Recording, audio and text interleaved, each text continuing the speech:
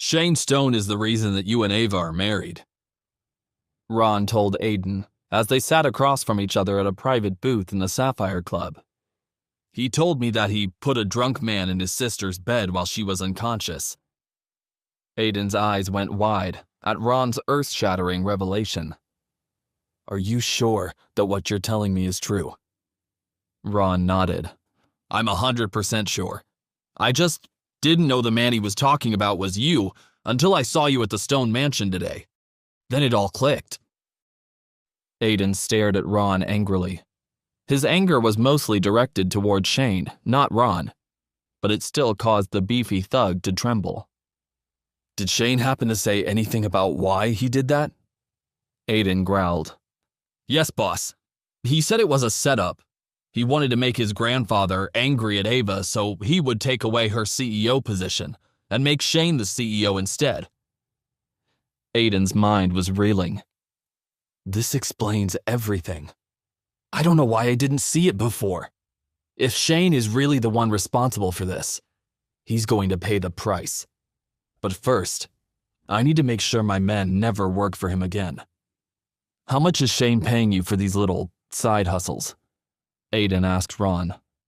The big man shrugged. Depends on the job, but usually at least a few thousand. He also promised me more work when he takes over as CEO of Stone Co. Aiden reached across the table and grabbed Ron by the collar.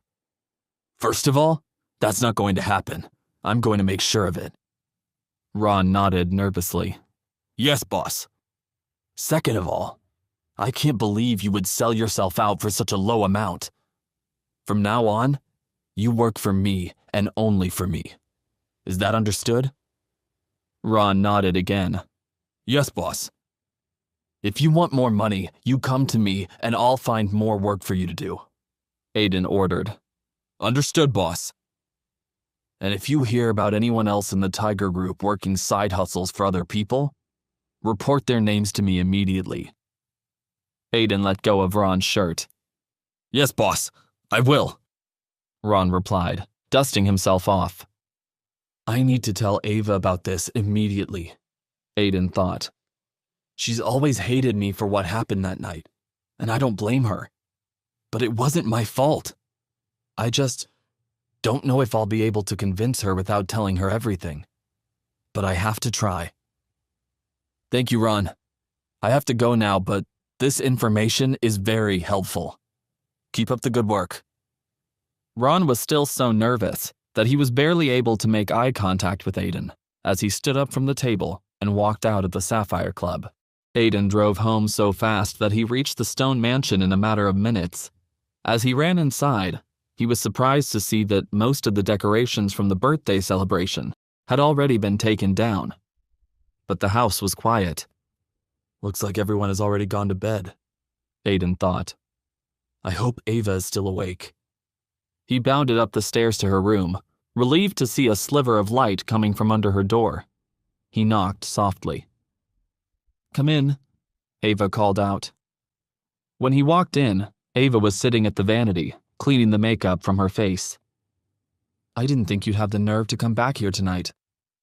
What happened to Shane was his own fault, Aiden replied calmly. Ava spun around in her chair to face him. I'm not talking about that. Why did you cause so much trouble at the party in the first place? I was only looking out for you, Aiden replied.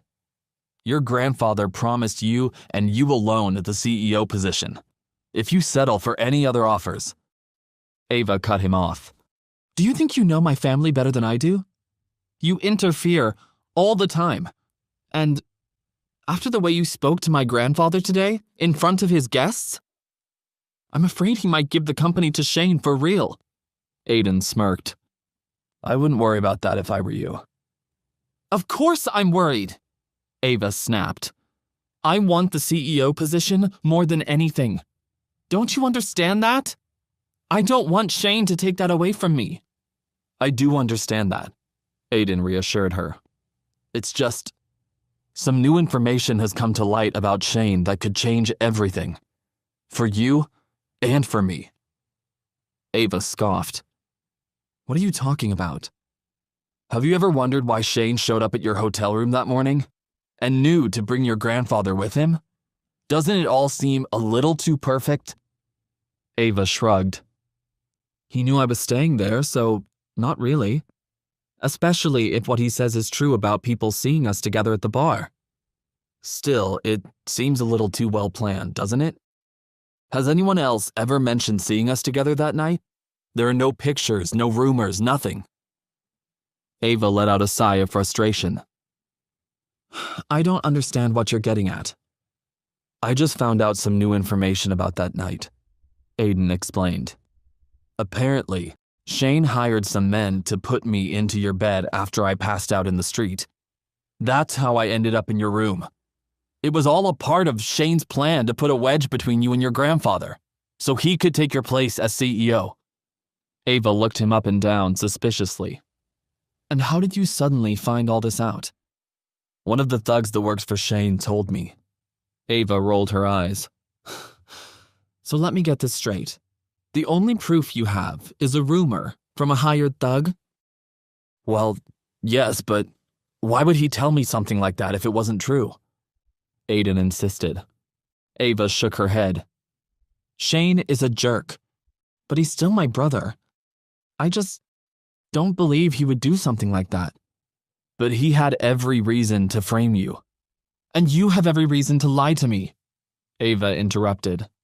You think that if you can pin what you did on Shane, I won't be upset with you anymore. Well, yeah, I was kind of hoping that, Aiden admitted. Ava folded her arms over her chest.